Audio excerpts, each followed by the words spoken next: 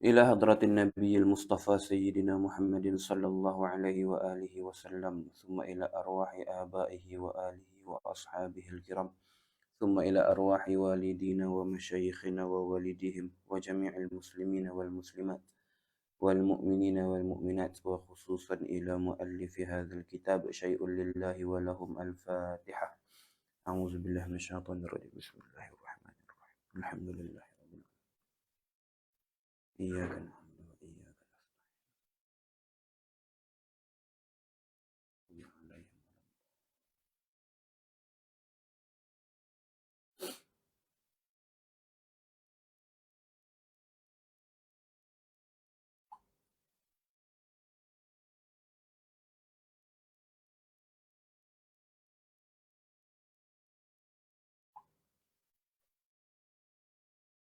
بسم الله الرحمن الرحيم. الحمد لله رب العالمين، وبه نستعين على أمور الدنيا والدين، والصلاة والسلام على أشرف الأنبياء والمرسلين سيدنا ومولانا محمد وعلى آله وصحبه أجمعين.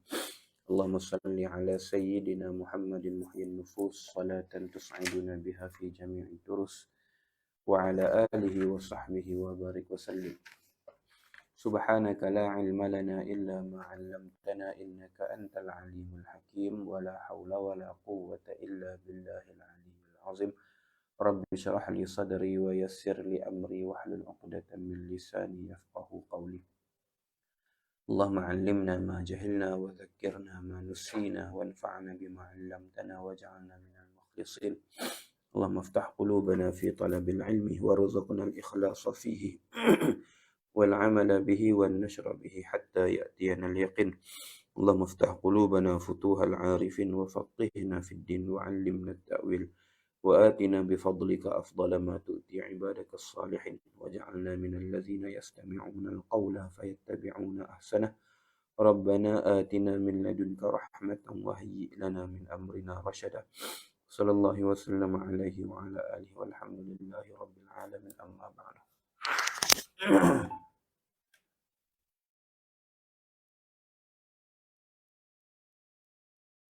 قال المؤلف رحمه الله تعالى: نفعنا الله به وبعلومه وبركاته وعلوم مشايخنا وبركاته في الدارين، آمين يا رب العالمين. Kata muallif rahimahullahu ta'ala: faslun, wa yajuzu lil abawaini man'ul waladi ghairil makki minal ihrami bitatawwu'i hajjin aw umratin dunal fardi, walizawji man'u zawjati minal fardi wal masnuni, walisayyidi man'u raqiqihi min dhalika fardan aw sunnatan, fa in ahramu bighairi idhnihim tahallalu hum wal muhsaru عن الحج والعمرة بذبح ما يجزئ في الأضحية ثم الحلق مع اقتران نية التحلل بهما. فمن عجز عن الذبح أطعم بقيمة الشاة، فإن عجز صام بعدد الأمداد، والرقيق يتحلل بالنية مع الحلق فقط، ويتعين محل الإعصار ولا قضاء عليهم. Kata muallif rahimahullahu ta'ala: faslun, ay fi mawani'il haji. Kata al-imam al-alim al-allamah al-habib Abdullah bin Abdurrahman Bafadal al-Hadrami rahimahullahu ta'ala: faslun, ay hadha faslun fi bayani mawani'il haji wa ma yatarattabu alaih wa ma yatarattabu alaiha. Ini satu fasal pada menyatakan segala penghalang-penghalang bagi haji dan apa hukum yang berlaku ke atasnya, apa kesan yang berlaku ke atasnya. Dalam fasal ni nak membicarakan ataupun nak menyebutkan tentang hak-hak bagi beberapa orang yang boleh membatalkan ataupun memfasahkan, merongkaikan haji orang lain. Yang mana orang lain itu dimiliki ataupun ada hak bagi orang yang nak membatalkan. Dan apa kesan dia. Dan termasuk juga dalam bab ni, termasuk juga dalam bab mawani' ni ialah ihsar ataupun seseorang yang dalam perjalanan mengerjakan haji tetapi terhalang dengan sebab-sebab yang tertentu. Terhalang dengan sebab-sebab yang tidak dijangkakan. Pun masuk juga dalam fasal ni, ada perbincangan dalam fasal ni. Kata muallif rahimahullahu ta'ala, wa yajuzu lil abawaini man'ul waladi ghairil makki min al-ihrami bitatawwu'i hajjin aw umratin dunal fardhi. Ini masuk dalam perbincangan orang-orang ataupun beberapa golongan yang boleh menghalang orang lain yang mana dia memiliki hak ke atas orang lain tersebut daripada meneruskan kerja haji ataupun umrah. Ada beberapa ni lah, ada beberapa golongan. Kata muallif rahimahullahu ta'ala, wa yajuzu lil abawaini, harus bagi kedua ibu bapa. Harus bagi kedua ibu bapa. Harus ni man'ul waladi. Harus menghalang akan anak. Ghairil makki, selain yang duduk di Mekah. Selain anak yang duduk di Mekah. Menghalang minal ihrami, daripada berniat ihram. Bitatawwu'i hajjin aw umratin, dengan sunat haji ataupun sunat umrah. Haji sunat ataupun umrah sunat dunal fardhi, tidak yang fardu. Maksudnya kalau haji tu fardu ataupun umrah tu fardu, maka tidak ada hak untuk ibu bapa menghalang anaknya meneruskan ibadah haji ataupun umrah yang fardu tersebut. Ini golongan yang pertama. Harus bagi ibu ayah. Ibu ayah kat sini ni walaupun yang dimaksudkan dengan ibu ayah kat sini ialah asal bagi seseorang, walaupun yang lebih tinggi, datuk ke, tok wan ke, moyang ke dan sebagainya. Jadi yang dimaksudkan dengan ibu ayah kat sini ialah asal bagi seseorang, usul bagi seseorang. Walaupun usul itu usul yang jauh dan terdapat usul yang dekat membenarkan. Kita kira. Dia kata datuk dia tidak mengizinkan. Datuk dia kata tak payah pergi lagi tahun ni contohnya. Ataupun tak payah buat lagi umrah tahun ni, hak sunat. Ataupun hak haji yang sunat. Tak payah buat lagi tahun ni. Nanti pergi tahun depan dengan aku contohnya. Tok Wan dia kata. Datuk dia kata. Maka ketika tu dia terhalang daripada mengerjakan haji ataupun umrah lah. Dia boleh, mak ayah boleh membataskan, maksudnya tak berdosa lah bagi datuk tersebut kata lagu tu, tak payah pergi tahun ni, nanti pergi tahun depan dengan aku contohnya. Contohlah dia kata lagu tu. Sedangkan mak ayah dia membenarkan, walaupun mak ayah dia membenarkan. Sebab datuk tu masih lagi dikira sebagai usul bagi si anak tersebut. Sekalipun si anak tersebut ada usul yang lebih hampir kepadanya, iaitu ibu dan ayah dia. Dikata muallif rahimahullahu ta'ala, wa yajuzu lil abawaini, harus bagi kedua ibu bapa, maksudnya usul bagi seseorang, walaupun yang lebih tinggi lah, yang lebih jauh, datuk, nenek, moyang dan sebagainya, dan sekalipun ada usul yang lebih dekat pada ketika halangan tu berlaku, harus apa? Man'ul waladi, menghalang akan anak. Halang kat sini ni, halang sama ada daripada permulaan ataupun ketika pertengahan. Dia panggil ibtidaan wa dawama. Ulama kaitkan dengan halang ni, halang ibtidaan wa dawaman. Ibtidaan maksudnya pada permulaan lagi, tak bagi daripada awal. Tak bagi daripada awal. Ataupun dawaman. Dawaman ni maksudnya pada ketika pertengahan haji ataupun umrah yang sunat itu sedang dilakukan. Tengah duk buat dah. Kemudian dapat halangan. Balik mai, tak ada orang nak jaga aku ni. Ataupun tak ada orang nak tolong urusan aku dekat sini contohnya. Tok Wan dia kata. Ataupun ayah dia kata. Balik mai, tak ada siapa nak tolong hantar. Tak ada siapa nak tolong hantar. Ayah tu pergi hospital contohnya. Ada urusan nak kena pergi hospital. Setiap 2 hari ke. Setiap seminggu 3 kali ke. Seminggu 2 kali ke. Anak tu duk buat haji ataupun duk buat umrah yang sunat. Dia kata balik tak ada orang ni. Maka kena balik. Dia ada hak untuk merongkaikan ataupun memfasahkan haji si anak tu yang sunat ataupun umrah si anak tu yang sunat. Cuma yang digalakkan ataupun yang afdalnya dibiarkan untuk habislah. Lebih-lebih lagi umrah, sebab umrah sah saja. Tapi kalau dia halang balik. Dia boleh membatalkan, dia boleh merongkaikan keadaan ihram si anak tersebut. Tapi anak tu ghairil makki lah, yang bukan duduk di Mekah. Yang bukan duduk di Mekah. Kalau yang duduk di Mekah tak boleh. Sebab bila duduk di Mekah ni tempat dia, dan masa yang diambil tu tak terlalu lama untuk buat haji ataupun buat umrah. Halang minal ihrami, daripada berihram, berniat ihram, bitatawu'i haji atau umratin, dengan haji tatawu', haji sunat, ataupun umrah tatawu', umrah sunat. Dunal fardi, tapi tidak boleh menghalang yang fardu. Kalau haji fardi ataupun umratil fardi tak boleh. Maka menghalang daripada pihak ibu bapa ni kepada anak ni dia mesti terikat dengan dua syarat. Baru sah halangan mereka.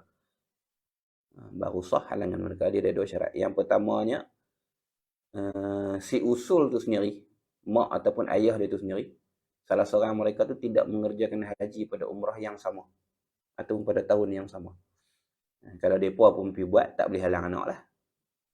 Itu yang pertama. Maksudnya anak tu pergi tanpa usulnya.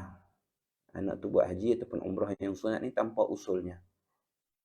Tanpa dia punya mak ayah ataupun yang lebih tinggi. Kalau pergi dengan salah seorang daripada usul tersebut, maka tidak ada hak bagi yang lain untuk menghalang. Ataupun tidak ada hak bagi mak ayah ataupun usul yang turut serta di dalam trip haji ataupun umrah yang sunat tersebut untuk menghalang anak dia buat. Sebab dia pun buat juga. Itu syarat yang pertama. Syarat yang keduanya, si anak tersebut tidak menuju ke Mekah dengan semata-mata niat haji ataupun umrah saja. Sebaliknya disertakan dengan niat yang lain. Maka ketika itu tak boleh ulang juga, tak boleh halang juga. Contohnya anak tersebut pergi ke Mekah bukan sekadar dengan tujuan untuk buat haji ataupun umrah saja, tapi dengan tujuan untuk menuntut ilmu contohnya, dengan tujuan untuk berniaga contohnya, dengan tujuan untuk bekerja, kalau bukan berniaga pun bekerja. Tapi itu ada trik, jadi tukang masak contohnya. Dia nak pergi buat haji ya, tapi dia pergi buat umrah.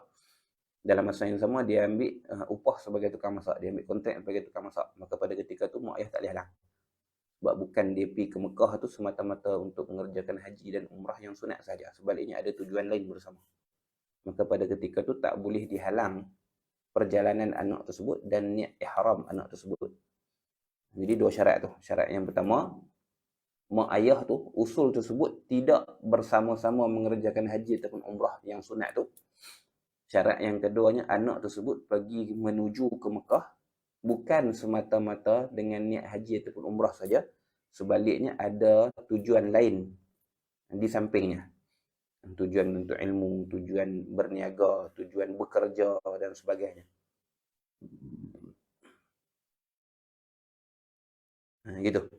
Maka keharusan menghalang itu terikat dengan dua syarat ni. Baik. Maka kalau terhalang daripada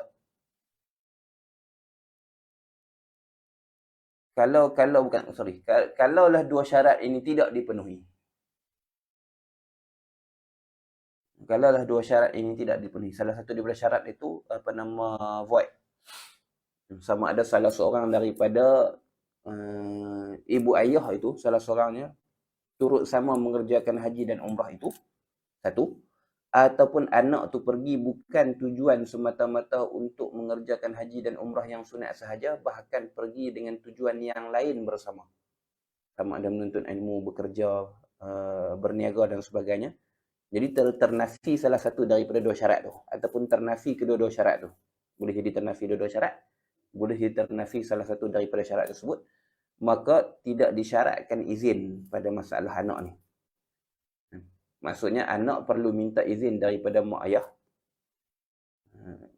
Sunat lah. Sunat minta izin daripada mak ayah ni. Dan kalau mak ayah tak bagi, maka dia tak boleh pergi. Asal masalah kita. Ni abang nak pergi buat umrah ni sunat. Contohnya bulan 8 ni ataupun bulan 7 ni ke bulan 8 ni, abang kat mak dia ke ayah dia ke tok wal dia ke ni, abang nak pergi buat umrah ni. Bulan 7 bulan 8 ni. Tempoh 10 hari ke, 2 minggu ke. 21 hari ke. Dia pergi abang kat tok wal dia. Tok wal dia kata, kalau hampi ni siapa nak tolong siram pokok di kebun contohnya, tak ada orang, tak payah pergi lagi lah. Jadi bila diminta izin, dan izin tu tidak diberikan dengan syarat yang dua tadi ni, maka dia tak boleh pergi. Satu, mak ayah ataupun usul tersebut tidak pergi bersama. Yang kedua, dia memang hanya pergi ke Makkah tu dengan tujuan untuk haji ataupun umrah yang sunat saja, bukan dengan tujuan lain, maka tak boleh pergi.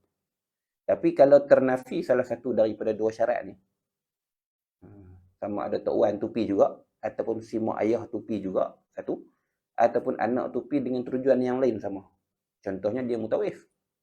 Dia bukan pergi sekadar untuk mengerjakan haji dan sunat, haji ataupun umrah yang sunat saja tak. Dia berkhidmat, bekerja, menguruskan jemaah yang lain, menyantuni jemaah yang lain. Ataupun dia sebagai tukang masak, ataupun dia sebagai pemain macam-macam lah. Dia maksudnya ada upah. Dia bukan pergi semata-mata untuk buat haji dan umrah yang sunat, sebaliknya ada kerja dia, ada tanggungjawab dia. Ataupun dia pergi meniaga sambil-sambil dan sebagainya. Maka ternafi syarat. Bila ternafi salah satu daripada dua syarat ni, maka tidak disyaratkan si anak tersebut ataupun tidak diwajibkan si anak tersebut mengikut perintah larangan itu. Tak payah. Dia boleh pergi juga. Dia boleh pergi juga. Contohnya dia pergi dengan tujuan dia mutawif. Anak tu sendiri ialah mutawif. Dia memimpin jemaah yang lain. Bila mutawif ni ada gaji lah, ada upah dan sebagainya. Maka dia masuk dalam orang yang bekerja. Bukan semata-mata jemaah yang pergi buat haji atau umrah yang sunat saja tak. Maka ketika tu harus untuk dia melaksanakan haji dan umrah yang sunat tersebut pun dengan dua syarat juga. Ketika mana kurang ataupun tidak sempurna syarat larangan tersebut, maka dia boleh meneruskan haji dan umrah dengan dua syarat juga. Syarat yang pertama, selamat perjalanan, amnut thariq. Syarat yang kedua, tidak ada kebimbangan ataupun risiko atas diri dia. An la yukhafu alaih. Yang pertamanya amnut thariq, yang kedua an la yukhafu alaih. Syarat yang pertama, selamat perjalanan, tidak ada kekacauan dan sebagainya pada perjalanan, tidak ada bahaya dalam perjalanan, yang pertama. Yang keduanya, dirinya juga tidak ada sebarang kebimbangan di atas diri dia secara individu. Maksudnya dia bukan orang yang ada penyakit yang, contohlah ada penyakit yang berisiko tinggi ke, ataupun orang yang tak berapa nak sihat ke dan sebagainya. Ataupun ada ancaman nyawa terhadap diri dia secara khusus dan sebagainya. Maka kalau sempurna ataupun cukup dua syarat ni, selamat perjalanannya, selamat jalannya, dan juga tidak ada kebimbangan di atas diri dia, maka dia boleh meneruskan haji dan umrah tu. Dia tak payah pergi buat kerja saja. Dan tidak ada hak bagi mak ayah tersebut untuk membatalkan ataupun merongkaikan niat ihram dia, sama ada pada permulaan ataupun pada pertengahan urusan haji ataupun umrah dia. Ni kita bincang dari sudut teknikal lah. Jaranglah nak larang ni. Jaranglah mak ayah ni nak larang anak buat haji umrah. Tapi kalau berlaku larangan tersebut dengan dua syarat tersebut, maka mak ayah tersebut ada hak. Maka mak ayah tersebut ada hak.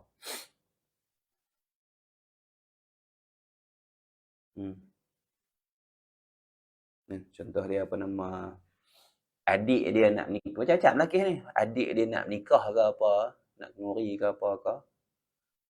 Ataupun adik dia nak masuk kamu mengaji, perlukan duit yang banyak ke. Mak dia kata tak usah pergi lagi lah. Duit yang himpun tu bagi ke adik yang dulu, Ustaz, tolong. Nanti mak bayar balik. Contoh, mak dia kata. Duit yang himpun nak pergi umrah tu, bagi dulu ke adik yang dia nak kenuri contohnya. Nak kenuri kahwin ke. Ataupun nak sambung mengaji ke. Nanti mak bayar balik duit ke. Nanti lah nanti. Mak dia kata lagu tu. Maka kalau cukup dua syarat tadi ni, mak ayah dia pun tak pergi umrah sekali dengan dia pada trip tu. Syarat yang pertama. Dan yang syarat yang kedua, dia pergi tu semata-mata untuk buat haji dan umrah yang sunat saja. Dia bukan pekerja, dia bukan peniaga, dia bukan penuntut ilmu yang pergi nak tuntut ilmu. Dia memang pergi untuk tujuan buat haji dan umrah yang sunat saja. Maka pada ketika tu, mak ayah dia ada hak untuk menghalang dia pergi. Dan dia kena patuh. Tak boleh pergi Tak boleh pergi Nak bagi duit kedak ke adik dia tu buat kenuri kan nak mengajar tu urusan lain lah. Tapi larangan daripada mak ayah tersebut mengatasi keinginan dia untuk buat haji dan umrah yang sunat. Fahamilah itu.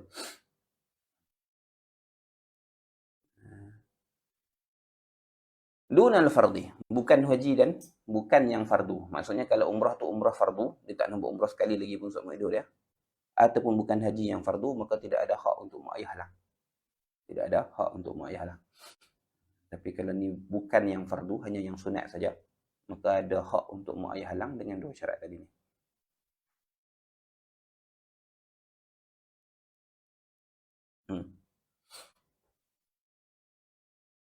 Tu yang pertama. Yang keduanya, walizauji man'u zawjiha. Walizauji man'u zawjiha. Minal fardi wal masnuni. Dan harus bagi suami, walizauji itu atah pada lil abawaini. Maksudnya wayajuzu lah. Wayajuzu lizauji, harus bagi suami, man'u zawjati, harus menghalang akan isteri. Harus menghalang akan isteri. Minal fardi wal masnuni, daripada haji dan umrah yang fardu dan haji dan umrah yang sunat. Dia lebih besar kuasanya daripada kuasa mak ayah. Harus bagi suami menghalang isterinya daripada melaksanakan haji dan umrah. Sama ada haji dan umrah itu yang fardu ataupun yang sunat. Sama ada si suami tersebut berada dalam ihram ataupun tidak berada dalam ihram. Sama ada ihram si suami itu lebih panjang daripada ihram si isteri ataupun tidak, tak bincang. Ini umum. Semata-mata hak seorang suami itu, dia ada hak ke atas isterinya dengan hak yang sempurna, maka dia boleh menghalang isteri dia daripada melaksanakan haji ataupun umrah. Sama ada yang fardu ataupun yang sunat. Sama ada si isteri ataupun si suami tersebut berada dalam ihram yang sama ataupun tidak. Sama ada ihram si suami itu lebih panjang daripada ihram si isteri ataupun tidak. Maka dia ada hak untuk menghalang isteri daripada melakukan haji dan haji ataupun umrah yang fardu ataupun yang sunat. Tak bincang. Hak dia lebih besar daripada hak ibu ayah. Jadi berdosa tak kalau isteri tak buat haji fardu ataupun sunat dengan sebab larangan daripada suami? Tak berdosa. Sebab ketika itu dia dikira terhalang secara syar'i. Syarak menghalangnya daripada meneruskan ibadah haji dan umrah tersebut dengan sebab wujud larangan daripada suami. Wujud larangan daripada suami. Sebab syarak mengirakan hak suami itu hak yang wajib ditunaikan dengan segera. Manakala kewajipan haji ataupun umrah itu ialah kewajipan yang boleh ditangguhkan, boleh dilakukan secara berlambatan, dipanggil tarakhi. Maka bila bertembung di antara hak fauri, hak segera dengan hak tarakhi, maka hak fauri itu didahulukan. Hak suami di atas isteri ialah hak fauri, hak segera. Manakala kewajipan haji ataupun umrah yang fardu lah, kalau yang sunat lagi rendah lah. Kewajipan fardu haji ataupun fardu umrah itu ialah kewajipan yang tarakhi, kewajipan yang boleh dilanjutkan, boleh dilewatkan, tarakhi. Maka bila bertembung di antara hak fauri dengan hak tarakhi, maka didahulukan hak fauri. Ini kaedah lah. Kita sudah kira lah suami itu kejam ke apa tak, itu bukan perbincangan kita. Suami itu kejam lah, tak ada hati perut lah, kerah hati lah, apa nama, tak bagi bini buat kebajikan lah, tak mau tumpang pahala sama dengan bini lah. Padahal tak bukan bincang tu, hak tu bab lain. Ni bab hak suami dengan kewajipan seorang isteri ke atas suami dia dan kewajipan seorang perempuan mengerjakan haji dan umrah. Dikira pertembungan di antara dua kewajipan tersebut. Maka bila kewajipan tersebut daripada hukum yang berbeza ataupun daripada kelompok yang berbeza, kewajipan seorang isteri kepada suami dia ialah hak yang wajib ditunaikan dengan segera. Dia panggil hak fauri. Wajib fauri, wajib segera. Sedangkan kewajipan mengerjakan haji dan umrah di atas seseorang tersebut, sama ada laki-laki ke perempuan ke suami ke isteri dan sebagainya, dia adalah kewajipan yang tarakhi. Kewajipan yang berlambatan, boleh dilewatkan, boleh ditangguhkan, boleh ditunda tarakhi. Maka bila bertembung di antara dua kewajipan tersebut, maka didahulukan kewajipan yang fauri. Kewajipan yang fauri pada masalah tu. Ni secara kaedahnya lah. Adapun suami itu kejam ke, kerah hati ke, buta perut ke apa, tu bab lain. Tu bab lain. Ini kita bincang dalam bab hukum saja. Sedangkan kita kata memanglah kalau ikutnya yang afdalnya si suami itu membenarkanlah isterinya buat haji ataupun buat umrah, lebih-lebih lagi yang fardu. Kalau yang sunat pun dah bagus dah, yang fardu lebih-lebih lagi bagus dah. Apatah lagi kalau si suami itu sendiri berada dalam ihram. Dia bukan boleh buat apa kat bini dia dalam ihram. Dia nak bersedak-sedak, berseronok dengan isteri dia, tak boleh. Dalam keadaan yang macam tu sekalipun, dia masih lagi ada hak untuk menghalang ataupun tidak mengizin isterinya mengerjakan haji dan umrah. Kita nak kira bab apa yang terbaik itu banyaklah. Apa keadaan yang paling bagus, tindakan yang paling afdal tu banyak kemungkinan yang kita boleh kata lah. Tapi ni cerita bab hak. Ni cerita bab dia punya pertembungan di antara dua hak, maka hak suami itu didahulukan. Maka harus bagi si suaminya menghalang isterinya daripada mengerjakan haji ataupun umrah, sama ada haji dan umrah itu fardu ataupun sunat. Sama ada si suami tersebut berada dalam ihram ataupun tidak berada dalam ihram. Sama ada si suami tersebut ihramnya lebih panjang daripada ihram isteri ataupun tidak, tak bincang. Ulama takmimkan, ulama umumkan masalah tersebut. Sebab tu ulama sebut 3 kaid tu. Satu, sama ada si isteri tersebut mengerjakan haji fardu ataupun sunat, tak bincang. Masih lagi hak suami itu didahulukan. Sama ada suami itu berada dalam ihram ataupun tidak pun tak bincang. Masih lagi didahulukan hak suami. Masih lagi suami ada hak untuk menghalang isteri dia. Sama ada ihram suami tersebut lebih panjang ataupun lebih pendek daripada ihram si isterinya pun tak bincang. Masih lagi hak suami itu didahulukan. Ini daripada sudut hukum. Ini daripada sudut hukum. Adapun daripada sudut ihsan, berbuat baik sesama manusia, lebih-lebih lagi berbuat baik kepada isteri dan sebagainya, maka yang afdalnya suami mengizinkanlah untuk si isteri tersebut meneruskan ataupun mengerjakan haji dan umrah, sama ada yang sunat ataupun yang fardu.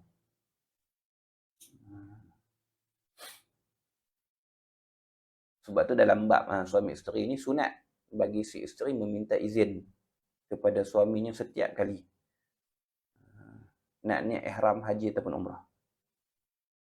Contoh macam pasangan suami isteri yang pi umrah sunat lah, ataupun ada umrah wajib satu, kemudian yang lepas tu umrah sunat belakang lah. Contohnya kalau pi trip yang standard 10 hari ataupun 12 hari ini, 6 hari ataupun 7 hari berada di Mekah. Jadi mungkin buat umrah 4 kali, mungkin buat umrah 5 kali gitulah. Maka setiap kali buat umrah tersebut, sunat isteri meminta izin dulu daripada suaminya. Sunat dah hukumnya. Bang kata, bang, ni saya nak buat umrah ni. Saya minta izin nak ihram. Sunat. Dan sunat dah suami tu membenarkan. Cuma kalau suami tu ada hangat hati kat bini dia, kata tak payah duduk hotel hari ni. Duduk hotel. Tak boleh buat umrah.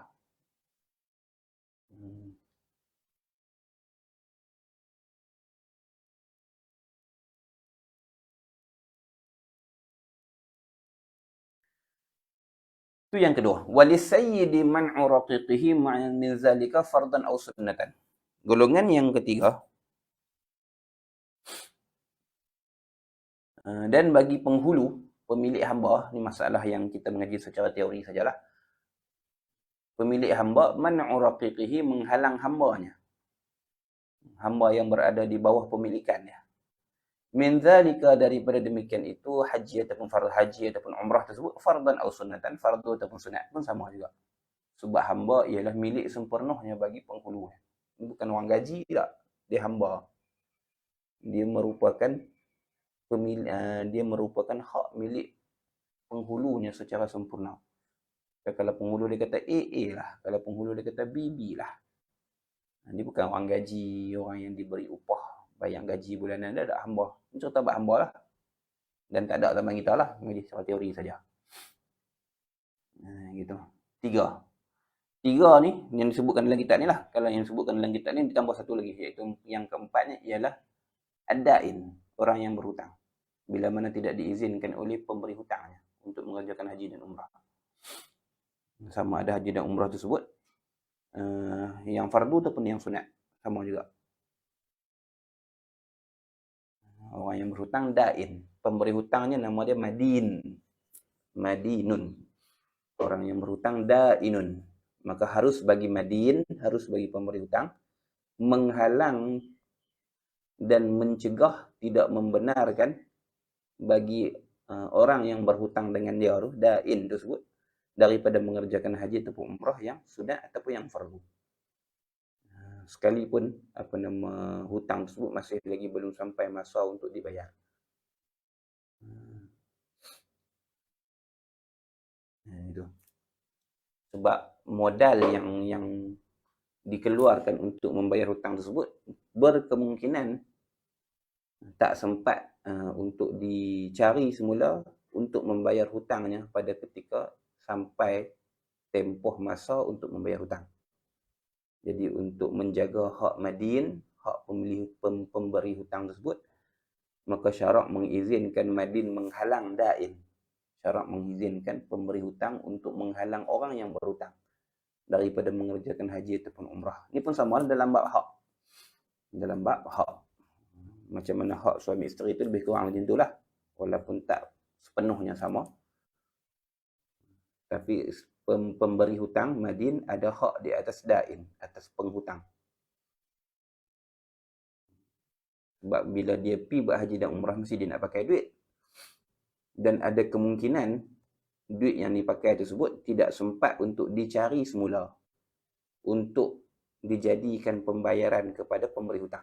Maka dia memudaratkan pemberi hutang lah. Padahal duit itu boleh jadi nak bayar hutang dulu. Himpun dia nak pergi haji umrah dan sebagainya.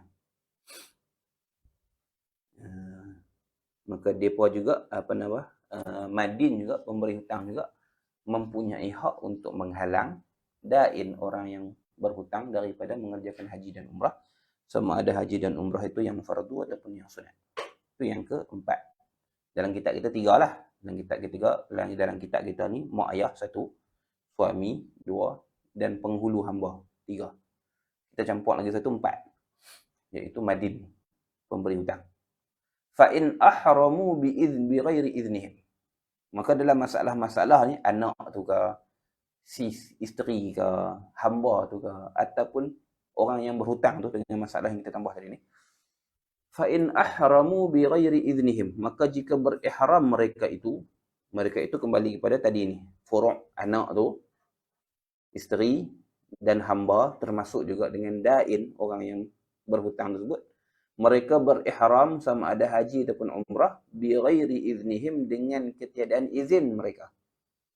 Izin orang-orang tadi ni, izin mak ayah ataupun usul tadi, izin si suami, izin penghulu ataupun izin pemberi hutang tadi ni, tahallalu, nescaya tahallul mereka itu.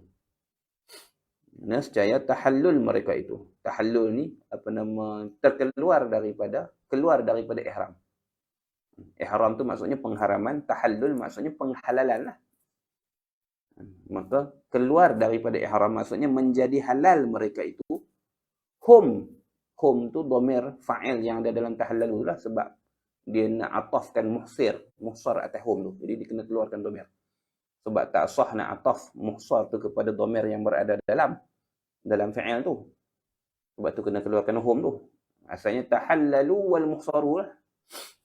Tapi tak boleh tak sah daripada sudut kaedah. Jadi kena keluarkan. Macam dalam Quran sebut, uskun anta wa zawjukal jannah.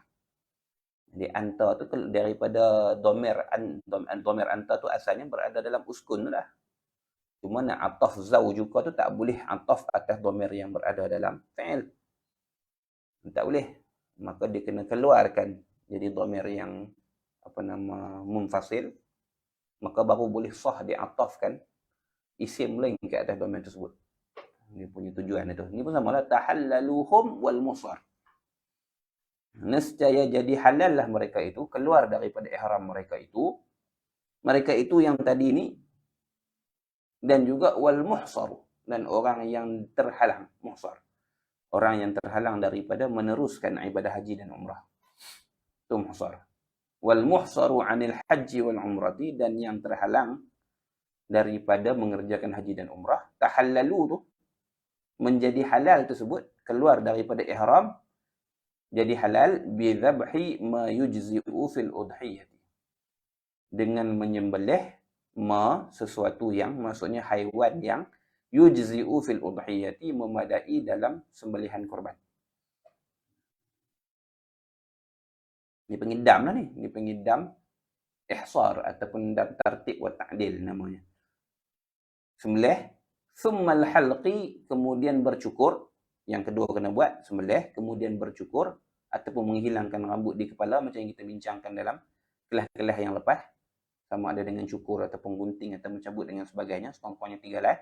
Ma'aqtirani niyyati tahallul bihima, serta menyertai bersama dengan penyertaan niat tahallul bihima, dengan keduanya, dengan sembelihan dan juga dengan cukur tadi, dengan menghilangkan rambut di kepala. Maka ni 3 benda yang dia kena buat untuk tahallul tu. Bila datang larangan dan dia sedang mengerjakan haji ataupun umrah dah, dalam larangan ni datang, anak tadi dihalang ketika dia sedang buat haji ataupun umrah yang sunat. Si isteri tadi dihalang ketika mana dia sedang mengerjakan haji ataupun umrah yang sunat ataupun yang fardu. Si hamba tadi pun sama. Dia dihalang oleh penghulunya ketika dia sedang mengerjakan haji dan umrah yang fardu ataupun yang sunat. Termasuk juga orang yang berhutang. Dia dihalang oleh orang yang memberi hutang kepadanya tu ketika dia sedang mengerjakan haji dan umrah, maka dia perlu bertahallul. Dia duduklah umrah lah. Dia duduklah haji lah, dia duduklah ihram lah. Maka dia perlu tahallul. Dia perlu membebaskan diri daripada ihram tersebut. Maka pembebasan daripada ihram tersebut, tahallul tersebut dengan tiga perkara. Kena buat tiga-tiga ni. Pada masalah yang asal lah. Pada masalah yang asal, kena buat 3 perkara ni. Iaitu dia kena menyembelih dam. Menyembelih dam. Dia panggil dam ihsar. Dam tartib wa ta'dil ni. Iaitu sembelihan sesuatu haiwan yang sah dijadikan sebagai korban.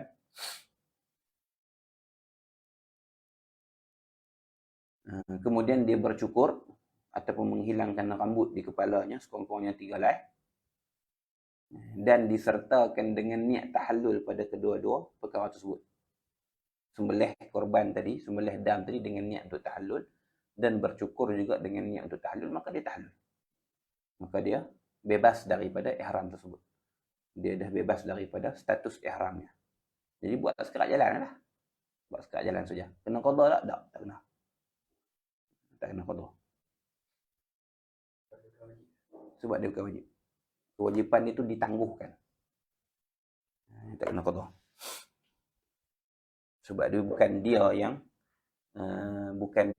menyebabkan haji dan umrah dia itu rosak dan sebagainya. Tapi ada hak lain yang lebih tinggi, yang lebih kuat menghalang dia daripada meneruskan ibadah haji dan umrah tersebut. Maka tak ada qada atas dia.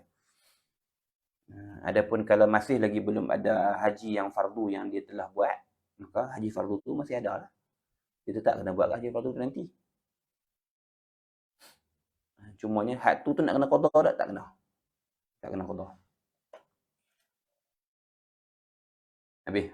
Maka 3 perkara ni, menyembelih dam dan bercukur serta niat tahallul dengan kedua-duanya ni, 3 perkara ni wajib dilakukan apabila dia tidak meletakkan sebarang syarat ketika ihramnya. Kalaulah dia meletakkan syarat ketika ihramnya, dia standby siap-siap, seperti mana yang akan sebutkan kemudian lah, akan disebutkan dalam perenggan yang bawah tu nanti ni, wa man syarata tahallulu li faraghi zadin aw maradin aw dzalika jazaa. Kalau dia letak syarat siap-siap ketika niat ihram itu untuk bertahallul bila mana berlaku sesuatu yang tidak dijangkakan ataupun sesuatu yang berkemungkinan menghalang dia daripada menyempurnakan haji dan umrah, maka ketika itu akan diikutkan dia punya syarat yang diletakkan ketika di ihram tu lah.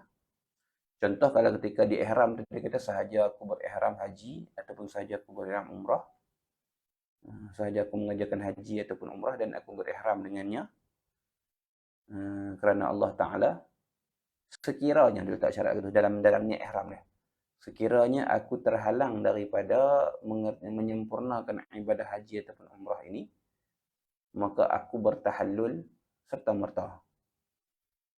Aku bertahallul serta merta contohnya. Ataupun aku bertahallul dengan cukup kepala.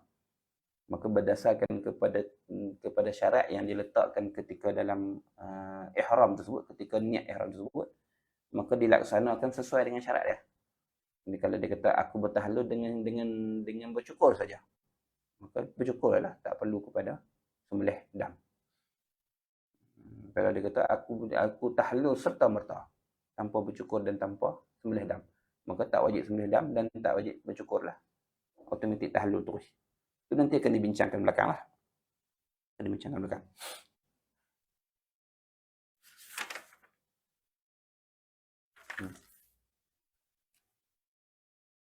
Habis ni nak bincang yang standard case dulu. Case yang asalnya bila mana berlaku kes-kes macam ni, bila dia terhalang daripada mengerjakan haji dan umrah dengan larangan ataupun dengan sebab ihsar. Dengan sebab ihsar. Ihsar ni maksudnya dia tak boleh nak meneruskan. Sama ada berlaku kacau bilau ke, berlaku darurat ke, ataupun dia dihalang daripada masuk ke Arafah dan sebagainya. Nak buat haji dah ni. Tapi tak boleh masuk Arafah. Dia kemudian dia ada yang masalah dan sebagainya. Contoh.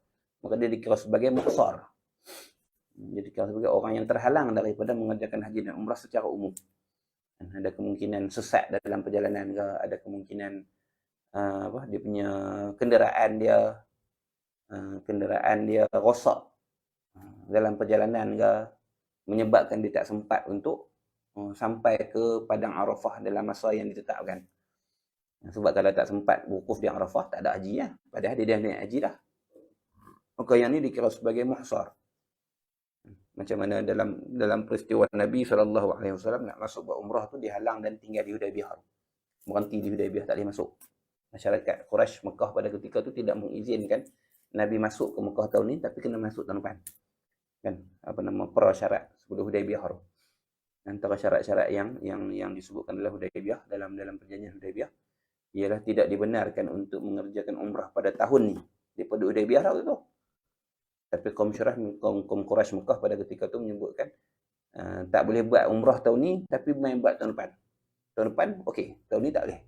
Maka tu dikira muhsar, dikira ihsar. Terhalang daripada meneruskan kerja haji dan umrah. Dengan sebab yang tertentu. Pun sama juga. Jadi sama ada perhalangan tu daripada pihak yang khusus tadi, macam pihak mak ayah, pihak suami, pihak pemberi hutang dan sebagainya, ataupun larangan secara umum. Tak boleh pergi. Tak dibenarkan masuk. Macam kalau law ni nak masuk ke padang Arafah tu, dia ada tag. Dia ada ID dia nak masuk ke padang Arafah tu. Tak ada tag tu tak boleh masuk padang Arafah lah ni.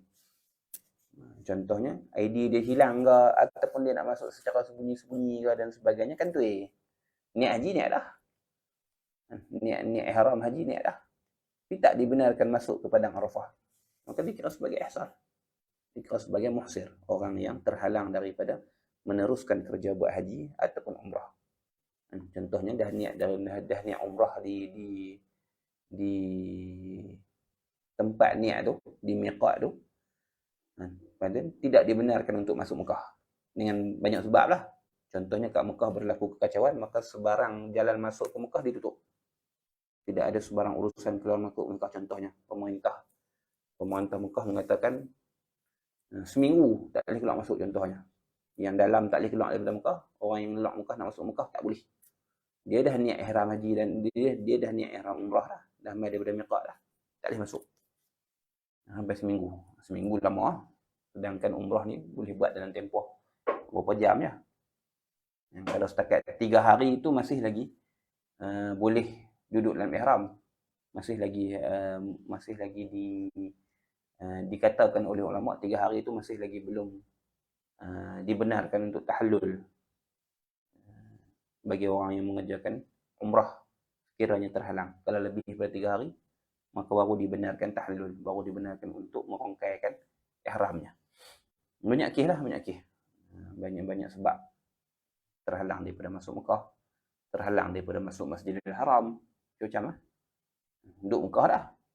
Tapi tak boleh masuk dalam Masjidil Haram. Pun tak boleh juga. Nak tawaf je lah. Boleh je tawaf keliling Masjid Haram kat luar, boleh je. Teruk. Kemudian nak sa'i pun tak boleh. Ni semua ni orang panggil apa? Semua ni dipanggil ihsar belaka. Halangan-halangan daripada menyempurnakan haji dan umrah.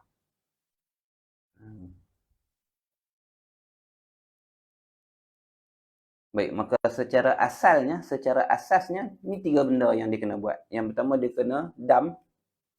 Dipanggil dam ihsar. Dia kena korbankan seekor haiwan yang sah dilakukan sebagai korban. Ini kita bincang dalam bab korban ya, dalam bab yang selepas ni. Dam ni dipanggil dam tertib wa ta'dil. Kena ikut susunan dia. Susunan yang pertama, kewajipan kalau dia mampu buat ialah sembelih seekor dam. Kemudian serta dengan bercukur kepala ataupun menghilangkan rambut kepala dengan niat tahallul pada kedua-duanya. Dia buat dua benda ni dengan niat untuk dia tahallul. Maka dia dah keluar daripada keadaan ihram ni, kembali jadi orang halal balik. Kalau dia tak mampu untuk menyembelih korban ataupun menyembelih dam tu, maka dia ta'dil dia ta'dil, dia berpindah kepada yang seterusnya dengan izin syarak. Bila mana dia lemah daripada yang pertama. Wa man ajaza 'anil dhabhi, dan mereka yang lemah daripada menyembelih, tak ada duit contohnya, ataupun tak ada binatang korban di kawasan tu contohnya, nak pergi mana tak boleh, at'ama biqimati syati, nescaya memberi makan ia biqimati syati, dengan nilai kambing, seekor kambing tu, seekor kambing untuk korban, untuk dam tu lah. Seekor kambing untuk dam tu. Tengok harga seekor kambing tu berapa. Contohnya harga seekor kambing tu 350 rial contohnya. Tak tahulah berapa harga lah ni. Contoh lagi letak 350 rial. Maka dia kena beli makanan yang sah dijadikan sebagai zakat fitrah dengan senilai banyak tu, 350 rial tu, dan disedekahkan pada fakir miskin.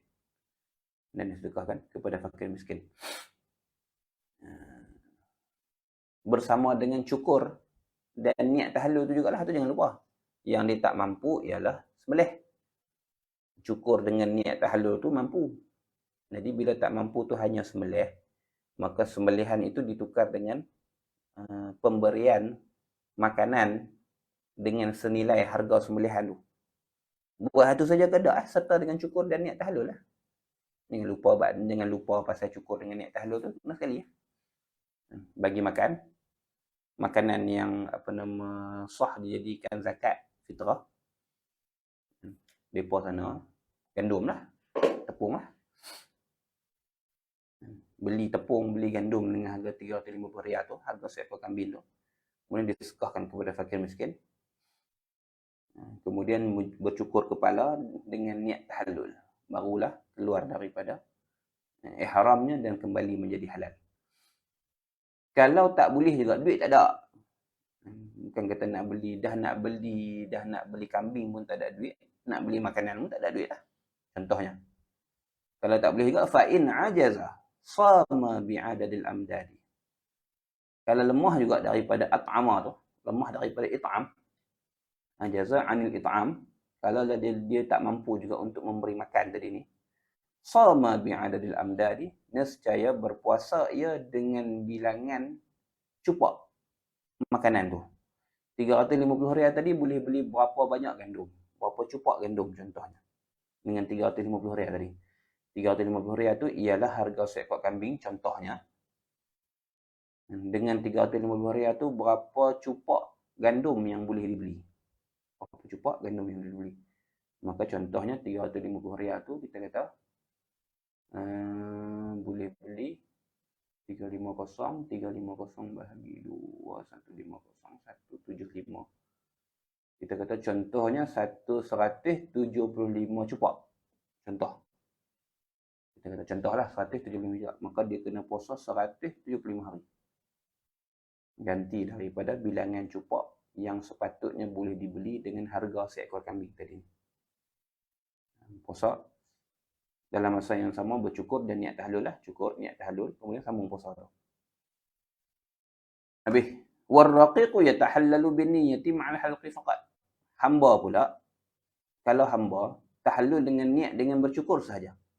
Tahallul itu dengan niat serta cukur saja. Sebab hamba tidak memiliki sebarang harta. Harta kalau ada pun yang boleh menjadi miliknya, akan menjadi milik penghulunya secara automatik. Itu hamba. Dia bukan orang gaji tak. Dia hamba, dia milik tuan dia. Maka tak ada apalah yang menjadi milik dia. hatta diri dia sendiri ialah milik tuan dia, maka dia tak ada sebarang harta. Bila dia tak ada sebarang harta, maka dia nak apa nama menyembelih dam macam mana? Ataupun dia nak beli makanan macam mana? Maka tak ada.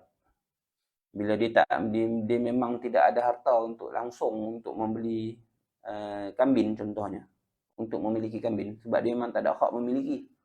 Kalau jadi milik dia pun satu saat pun, contohlah kita kata dia jadi milik satu saat pun, saat yang kedua tu terus jadi milik tuan dia.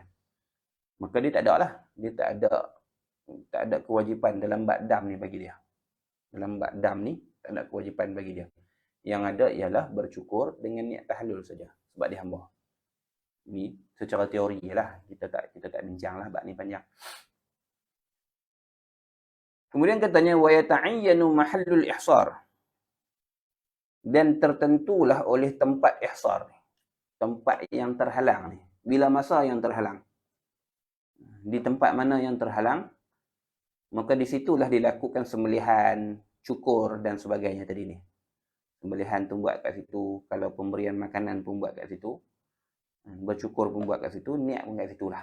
Tang mana dia ditahan daripada meneruskan kerja buat haji dan umrah dia, situlah tempat dia melaksanakan proses tahallul ni.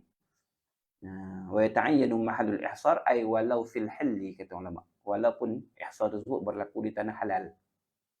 Walaupun ihsar tersebut berlaku di tanah halal,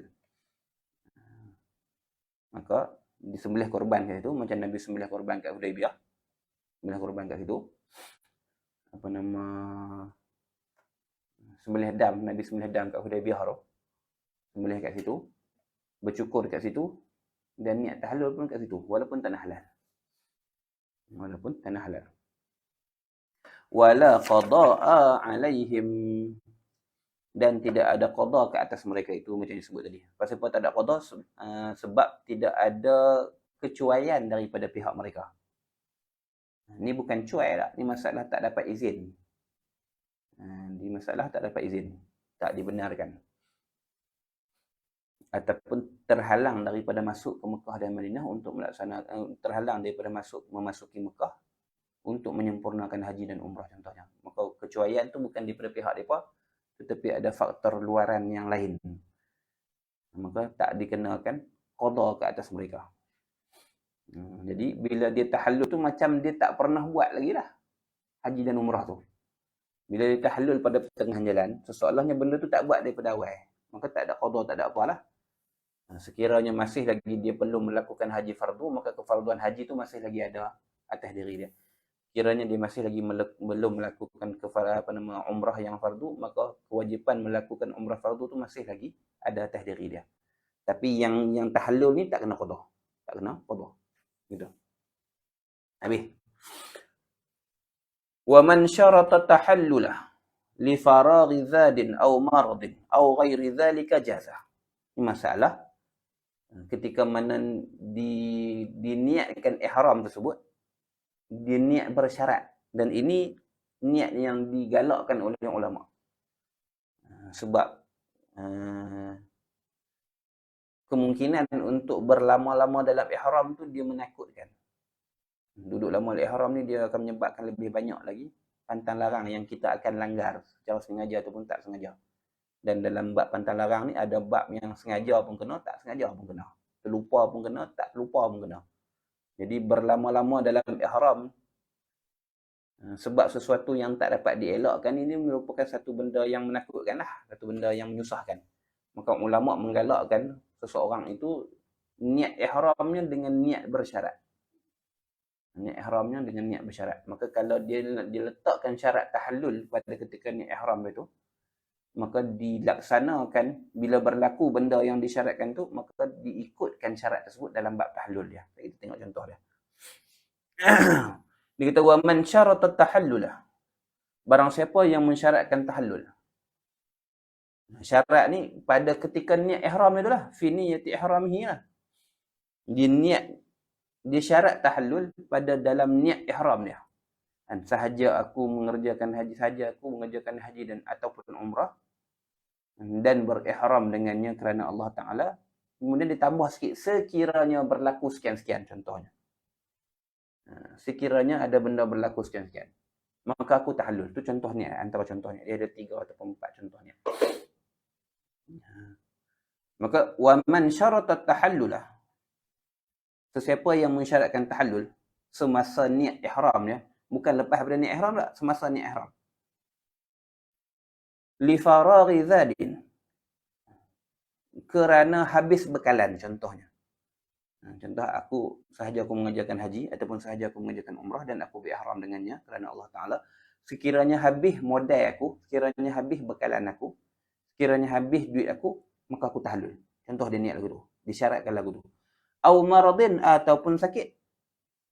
Ataupun sakit. Samalah sahaja aku mengerjakan haji ataupun sahaja aku mengerjakan umrah dan aku berihram dengannya kerana Allah Ta'ala, sekiranya berlaku sakit atas diriku ataupun sekiranya aku jatuh sakit, maka aku tahallul. Dia kata lagu tu.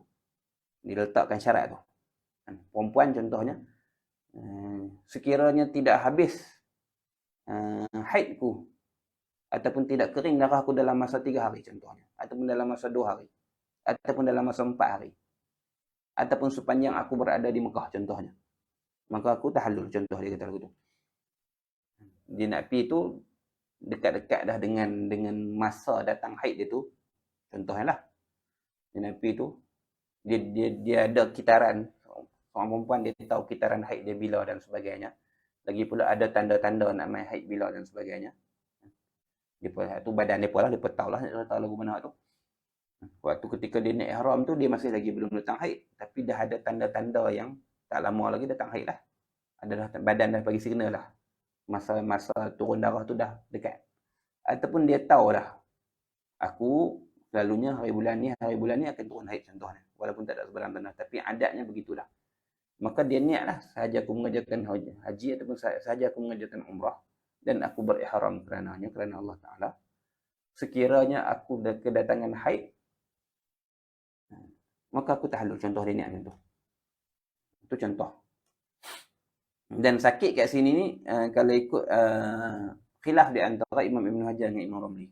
Makna sakit kat sini mengikut Imam Ibn Hajar, di sisi Imam Ibn Hajar, sakit yang mengharuskan seseorang itu meninggalkan Jumaat. Ini kena tengok dulu dalam uzur solat Jumaat lah. Sakit yang macam mana yang menyebabkan dia diuzurkan daripada hadir Jumaat. Sakit yang menyebabkan dia tak mampu nak berdiri, melainkan dengan masyaqqah yang bersangatan. Sakit yang menyebabkan dia perlu tidak boleh berlama-lamaan mengerjakan solat dan sebagainya. Kita tengok balik dalam uzur keharusan meninggalkan Jumaat tu. Maka Imam Ibn Hajar meletakkan makna sakit kat sini dengan makna tu. Sakit yang menyebabkan seseorang itu harus meninggalkan Jumaat. Khilaf bagi Imam Ramli. Imam Ramli mengatakan yang aujah di sisinya, yang lebih kuat dalil ataupun yang lebih kuat hukum, yang lebih kuat dalil di sisi Imam Ramli ialah sakit yang menghasilkan masyaqqah bagi seseorang. Walaupun masyaqqah tersebut tidak mengharuskan seseorang meninggalkan Jumaat, tapi masyaqqah tersebut masyaqqah yang secara adatnya tidak boleh ditanggung, tidak boleh ditahan untuk menyempurnakan haji. Tidak boleh tahan untuk menyempurnakan haji ataupun umrah contohnya. Contohnya dia migrain, sakit kepala ataupun sakit gigi yang bersangatan. Ada sakit kepala. Sakit kepala yang bersangatan berlanjutan sampai 2 hari contohnya.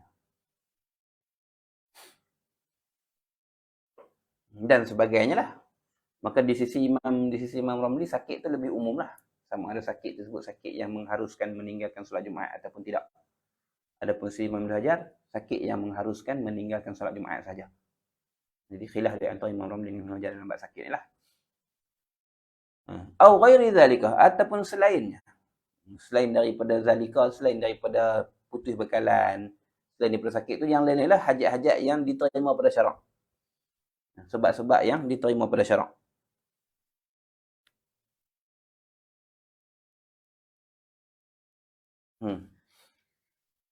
Contohnya dia macam haid tadi.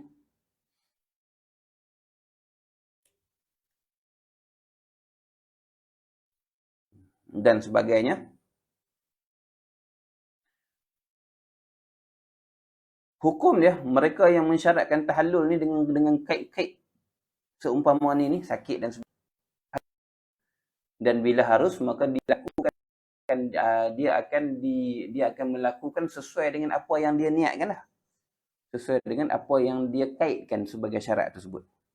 Contohnya kalau dia syaratkan, contoh dia kata, sekiranya aku sakit, fa inni atahallalu. Sekiranya aku sakit, maka aku jadi halal. Sekiranya aku sakit, maka aku jadi halal. Dengan niat yang macam ni, yang kewajipan yang dia lakukan itu ialah bercukur dengan niat tahallul saja. Kalau dia kata sekiranya aku sakit, maka aku jadi halal.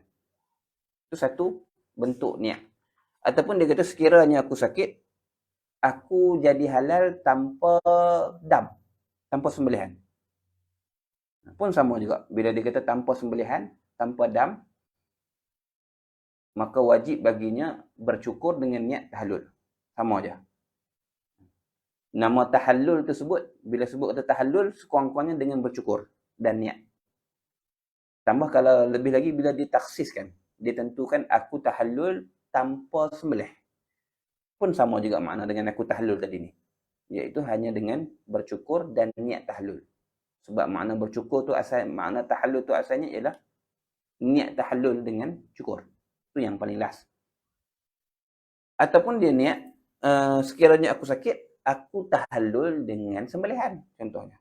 Sekiranya aku sakit, maka aku tahallul dengan sembelihan. Maka kena yang tiga macam kita sebut tadi lah. Sembelihan dan cukur serta niat. Bila disyaratkan begitu. Ataupun dia kata sekiranya aku sakit, maka aku jadi halal. Aku jadi halal secara serta, aku jadi halal serta-merta. Sekiranya aku sakit, kalau berlaku kesakitan atas diri aku, kalau aku jatuh sakit, maka aku jadi halal serta-merta. Bila dia kata jadi halal serta-merta, dia bukan aku bertahallul, aku jadi halal.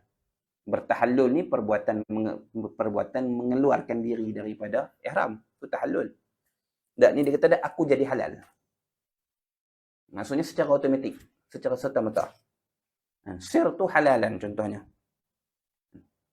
In maridtu sirtu halalan contohnya. Sekiranya aku sakit, maka aku jadi halal. Bukan aku bertahallul, aku jadi halal. Maka daripada keadaan ihram tu automatik tu jadi halal. Maka dalam kalau diniatkan begini, disyaratkan begini dalam niat ihramnya, maka dia jadi halal serta-merta tanpa melakukan sesuatu pun. Tanpa perlu sembelih, tanpa perlu cukur, tanpa perlu niat tahallul, tak perlu. Sebab dia terus jadi halal dengan niat tersebut. Bila mana benar-benar berlaku seperti mana yang disyaratkan. Maka ni contoh-contoh syarat tahallul semasa niat.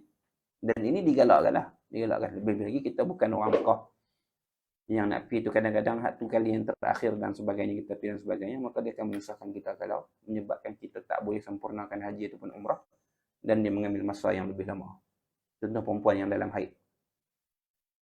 Perempuan yang dalam haid, awal pergi tu okey lagi. Kemudian pada umrah yang terakhir ataupun sebelum akhir tu dia bagi ada lagi 2 hari nak balik. Dan ni buat umrah sekali lagi contohnya. Bila pi buat umrah, bila pi niat di tanah halal, balik mai sebelum daripada tawaf, turun darah. Tak boleh tawaf. Sebab tawaf sama macam sembahyang. Syarat dia mesti suci daripada hadas kecil dan hadas besar. Suci daripada haid dan nifas. Dia nak balik lagi. Esok dia nak balik dah. Biasanya haid dia main dalam tempoh 5 hari dan sebagainya. Jadi kalau dia terpaksa tunggu sampai haid dia bersih, sampai kering darah dia, maka dia perlu tambah bayaran hotel, makanan lagi dan sebagainya, tiket nak kena ejah lain dan sebagainya, macam-macam kisah. Maka sekiranya pada niat ihram tersebut diletakkan dengan syarat-syarat seumpama ni, maka selesai. Aku berniat saja aku ihram, saja aku mengerjakan umrah dan berihram dengannya, contoh kiranya aku datang haid ataupun aku terhalang daripada menyempurnakan umrah, niat yang umum dulu tu. Sekiranya aku terhalang daripada mengerjakan umrah, daripada menyempurnakan umrah, maka aku jadi halal. Ataupun dia kata maka aku bertahallul. Ada 2 kemungkinan tu. Kalau dia kata aku jadi halal, maka dengan sebab kedatangan haid tu terus halal. tanpa perlu bercukur dan sebagainya. Kalau kita sekiranya aku kedatangan haid ataupun aku berlaku sesuatu ke atas diriku yang menyebabkan aku terhalang daripada menyempurnakan umrah ni, maka aku bertahallul. Kalau disebut tahallul, maksudnya dia perlu bercukur dengan niat tahallul. Sebab tahallul itu ialah proses mengeluarkan diri seseorang daripada keadaan ihram kepada keadaan halal. Itu tahallul. Kalau disebut aku jadi halal terus, serta-merta, maka dia tak perlukan kepada proses ni. Dia terus berubah jadi halal.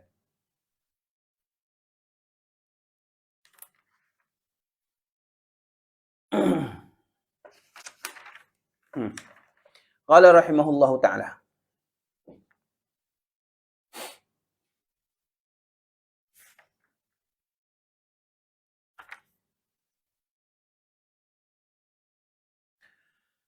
Wa yatahallalu man fatahu al-wuqufu bi tawafin wa sa'yin wa halqin bi niyyati tahalluli. Bagi orang yang tertinggal ataupun orang yang luput, orang yang tidak sempat hadir ke Arafah untuk berwukuf. Dia dah niat haji dah, tapi dia tak sempat wukuf, maka dia telah ketinggalan satu rukun daripada rukun yang paling besar untuk haji. Maka dia jadi apa? Sebagai orang sebut dia akan buat umrah, tak, bukan? Dia tak buat umrah. Sebab dia naik haji, dia takkan tetap jadi umrah. Dalam kitab kita ni disebut dengan jelas, wa yatahallalu man fatahu al-wuqufu bi tawafin wa sa'yin wa halqin bi niyyati tahalluli. Dan dan tahallul seseorang dan bertahallul orang yang luput Arafah, luput wukuf. Maksudnya dia dah niat haji tapi dia tak sempat hadir ke Arafah untuk berwukuf. Maka orang yang macam ni dia tak boleh nak buat haji lah. Dia dah niat haji tapi dia tak boleh sempurnakan haji dia. Maka macam mana cara untuk dia tahallul? Tahallul dia ialah proses mengeluarkan diri daripada niat ihram haji tersebut ialah bi tawafin wa sa'yin wa halqin bi niyyati tahalluli. Dengan tawaf dan sa'i dan bercukur dengan niat tahallul. Dengan niat tahallul. Dia tak perlu untuk melakukan sebarang kewajipan haji lah. Mabit di Mina tak perlu, melontar jamrah tak perlu, apa pun tak perlulah. Mabit di Muzdalifah pun tak perlu, apa pun tak. Tahallul dia sebab dia tak sempat. Dia tidak sempat menghadiri Arafah pada masa wukuf. Tahallul dia ialah dengan tawaf, sa'i dan bercukur dengan niat tahallul. Perbuatan ni macam perbuatan umrah sebiji lah, tapi dia bukan umrah. Dia bukan umrah. Sebab tu sebahagian pakar-pakar masalah haji dan umrah ni dia pun sebut dengan ibarat dia bertahallul dengan melakukan perbuatan seumpama umrah. Dan ini bahasa yang betul lah, perbuatan seumpama umrah. Dia bukan tahallul dengan umrah tak, salah. Sebab dia takkan jadi umrah. Tapi tahallulnya dilakukan sama macam orang buat umrah buat. Dia bukan tahallul umrah, tapi dia melakukan perbuatan yang sama seperti mana orang umrah lakukannya. Maka bahasa yang betul seperti mana yang disebutkan oleh pakar-pakar haji dan umrah ni lah.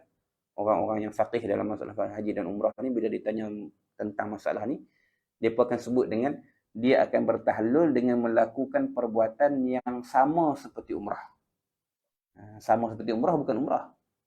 Dia tidak menukarkan niat haji tersebut kepada umrah, tak boleh. Sebab tu tuan kita kata wa yatahallalu man fatahu al-wuquf bi tawafin wa sa'yin wa halqin bi niyyati tahallul.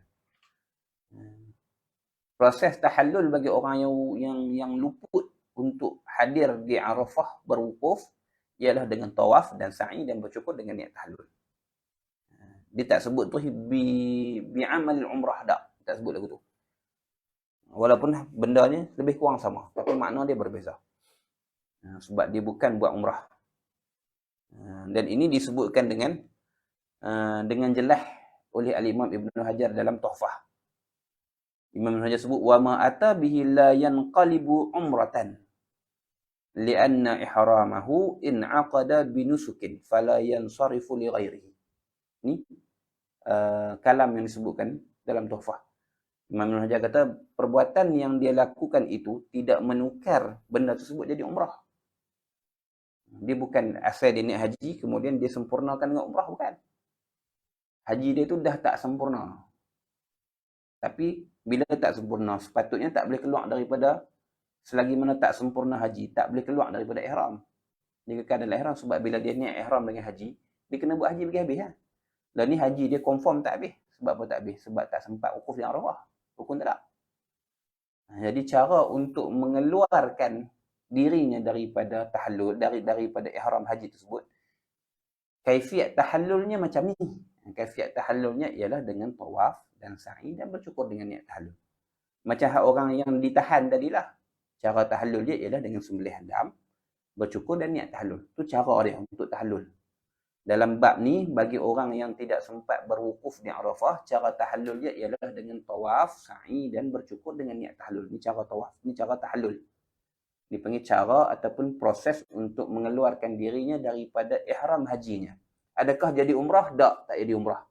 Ini disebutkan dengan jelas oleh Al-Imam Ibn Hajar Al-Haytami dalam Tuhfahnya. Imam Ibn Hajar sebut, وَمَا أَتَى بِهِ لَا يَنْقَلِبُ عُمْرَةً لِأَنَّ إِحْرَامَهُ إِنْ عَقَدَ بِنُسُكٍ فَلَا يَنْصَرِفُ لِغَيْرِهِ. Imam Ibn Hajar sebut, dan apa yang dia lakukan itu tidak menukarkan niatnya kepada umrah. Tak jadi umrah. Kerana dia telah berniat ihram dengan nusuk haji. Maka tidak akan berubah ataupun berpaling kepada selain daripada haji. Ni jelas Imam Ibn Hajar sebut dalam Tuhfah. Dia takkan jadi umrah. Cuma kerja buat dia macam umrah. Kerja buat dia macam umrah. Sebab tu proses tahallul bagi orang yang tidak boleh menyempurnakan rukun haji, iaitu Arafah. Wa yaqdi, dan mengqada ia orang yang luput ni. Qada ni qada lughawi lah. Dalam qada lughawi maksudnya qada dengan maksud kena ganti, maksudnya kena tunaikan. Qada ni dengan maksud ditunaikan. Wa yaqdi ni dengan makna al-ada. Disegerakan.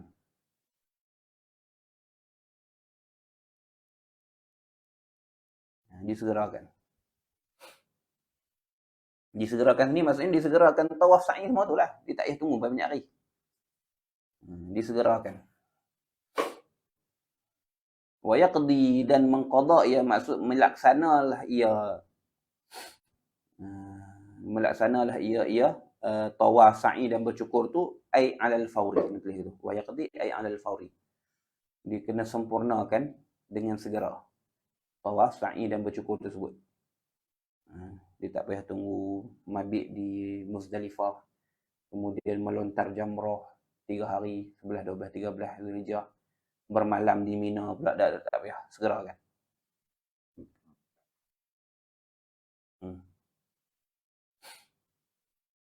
Wa alaihi damun, dan wajib atasnya dam, kadamit tamattu'i, seperti mana dam tamattu'.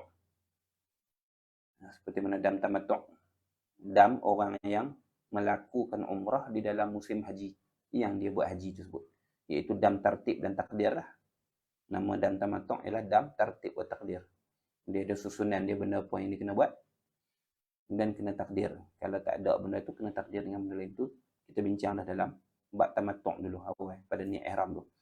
Wa yazbahuhu fi hajjatil qada, dan menyembelihnya dam ni disembelih fi hajjatil qada, pada haji yang seterusnya, haji yang dia tunaikan pada masa akan datang tu. Dam tu dia akan sembelihkan pada masa haji yang akan datang tu. Haji yang dia nak buat pula tu lah. Sebab haji yang ni tak jadi.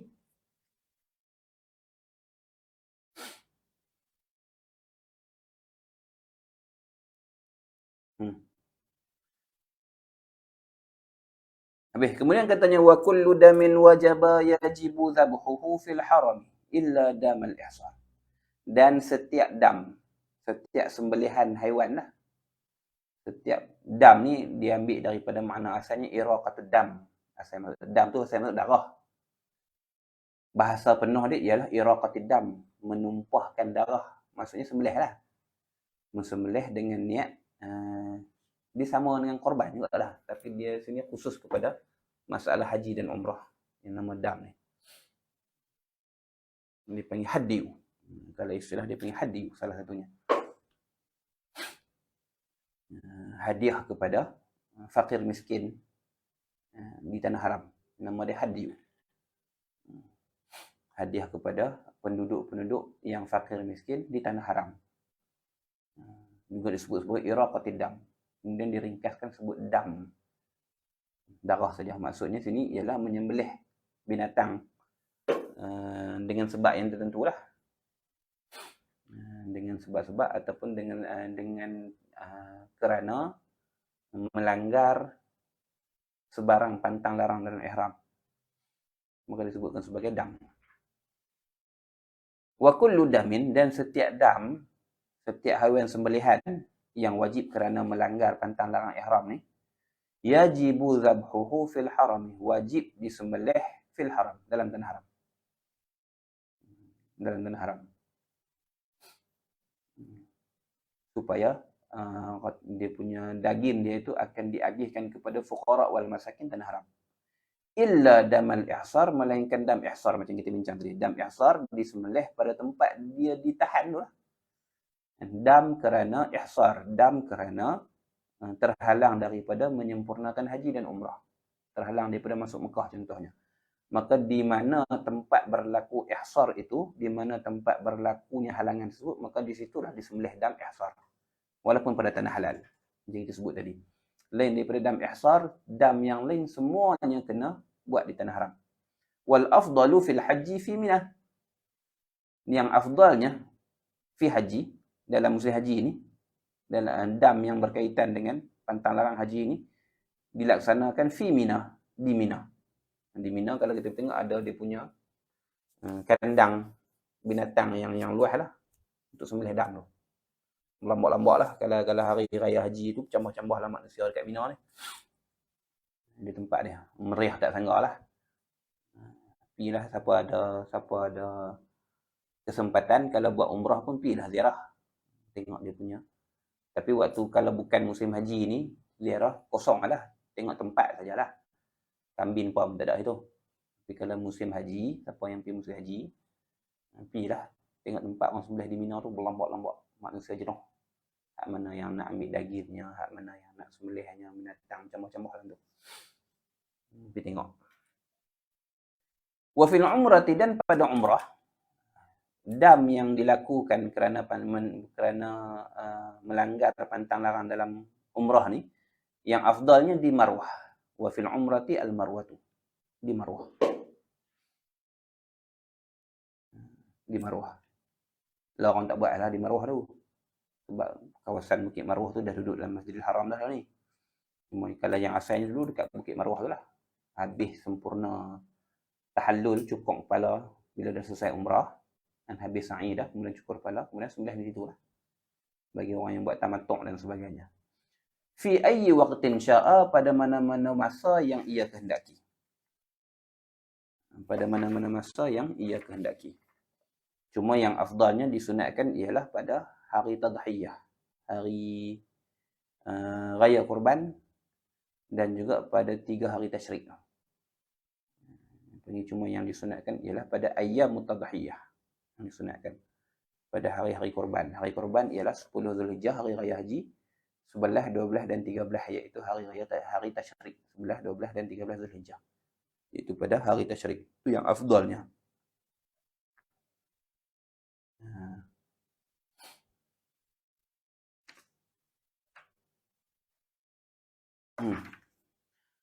Wa yasrifuhu ila al-fuqara'il harami wa masakinihi, dan mengagihkan dam tu. Wa yasrifuhu wa yasrifud dam, mengagihkan dam tu. Mengagihkan dam ini, haiwan yang disembelih ni, bukan daging dia saja tak, semua. Termasuk kulitnya. Termasuk kulitnya. Segalanya lah. Tak boleh dijual walaupun sikit. Nak jual kulit ke apa, ada. Bukan daging, bukan cakap benda yang dimakannya. Segala tulang, segala kulitnya diberikan.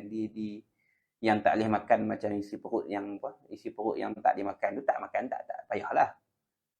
Tapi segalanya yang boleh dimakan. Termasuk dengan kulit. Sebab kulit ada nilai. Kulit ada nilai. Makan pun boleh. Ada orang buat proses untuk makan. Kalau orang lain buat jual pun boleh. Tapi kok mana pun dalam bab dam ni, dagingnya hatta kepada kulitnya wajib diagihkan kepada fuqara'ul haram wa masakin. Kepada orang fakir, segala fakir di tanah haram, dan segala orang miskinnya. Segala orang miskinnya. Maksudnya orang miskin yang ada di tanah haram lah.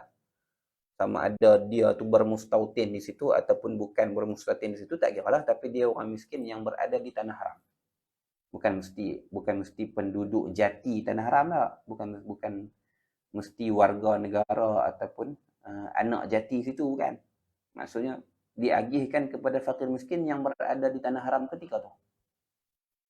Kalau kita pun fakir miskin juga ada tanah haram waktu tu, maka kita pun layak menerima lah. Kita layak menerima juga. Gitu. Bukan mesti dia orang situ tak. Cumanya yang afdalnya diberikan kepada penduduk asal lah, memang penduduk tanah haram tu, bukan pengembara ataupun orang musafir yang ada pada waktu tu dan kebetulan dia fakir miskin. Walaupun sah, tapi yang afdalnya beri kepada penduduk tanah haram lah, orang yang memang tinggal di tanah haram. Yang afdalnya kat mereka. Cuma kalau berdasarkan kepada syarat dak lah. Dan berdasarkan kepada syarat, mana-mana fakir miskin yang ada di tanah haram, di bumi haram pada waktu tu sah diberikan kepada mereka.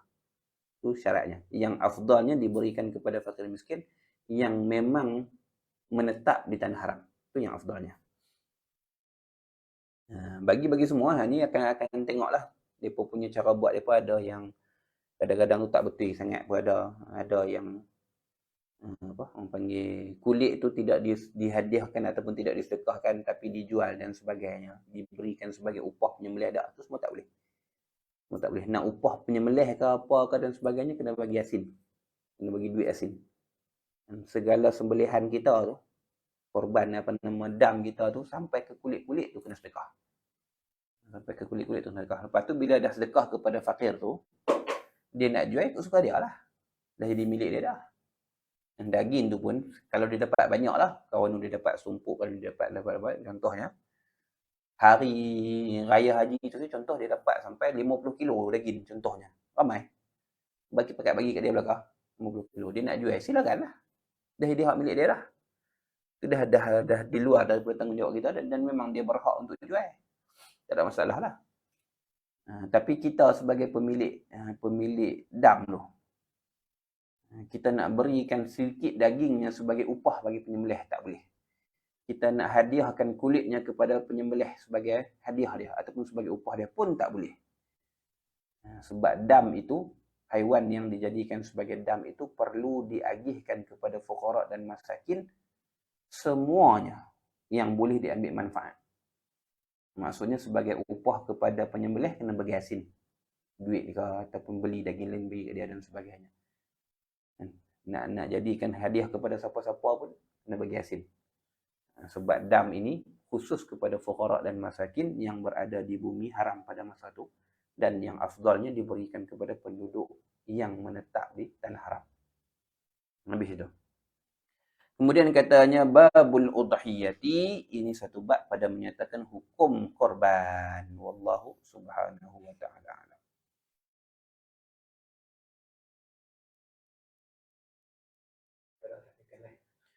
Subhanakallahumma wa bihamdika asyhadu an la ilaha illa anta astaghfiruka wa atubu ilaik. Allahumma salli afdal salatin ala as'adil makhluqatika sayyidina Muhammadin wa ala alihi wa sahbihi. Sallim adada ma'lumatika wa midada kalimatika kullama dhakaraka dhakiruna wa ghafala an dhikrihi al-ghafilun. اللهم صل أفضل صلاة على أسعد المخلوقات كسيدنا محمد وعلى آله وصحبه سلم عدد معلوماتك ومداد كلماتك كلما ذكرك الذاكرون وغفل عن ذكره الغافلون. اللهم صل أفضل صلاة على مخلوقاتك سيدنا محمد وعلى آله وصحبه سلم عدد معلوماتك ومداد كلماتك كلما ذكرك الذاكرون وغفل عن ذكره الغافلون. صلى الله وسلم عليه وعلى آله والحمد لله رب العالمين.